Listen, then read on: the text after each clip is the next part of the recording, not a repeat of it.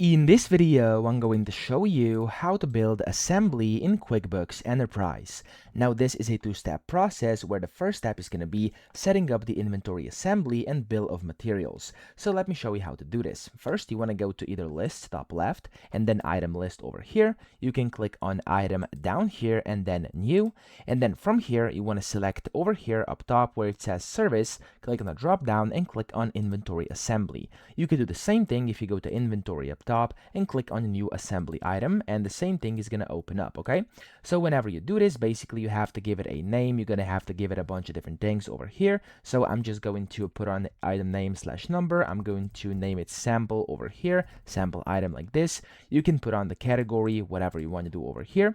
And then what you want to do here is go to bill of materials section, which is down here. Of course, again, you can change these things if you need to. You could go ahead and customize them however you want. And then you want to build your bill of materials down here, okay? So you can go ahead and basically select these things, and you want to add all the component items, raw materials, and non-inventory items as well, which are needed to make 1 unit of your finished product. So I'm going to go and just put a bunch of different things in here. This may not make sense. I'm just going to do something random so I don't waste your time with these clicks over here, okay? Now, whenever you've added this, let's say that's that over here, what you have to do is basically enter the quantity for each component as well. I'm just going to do 111 over here, and then you have to enter in your sales prices, stuff like that, okay?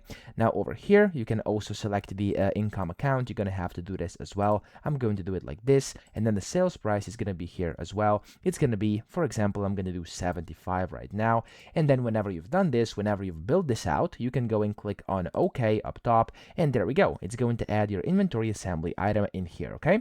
That's the first thing you have to do. Then the second one is just building the assembly. So you want to go to up here where you can see it says inventory, and you want to click on build assemblies. Now, whenever you do this over here, you can see you can go ahead and select your assembly item. I'm going to select this one, which was pre-built over here. And then you can see it says finished assembly inventory. I'm going to click on this one over here, and then I'm going to click on yes.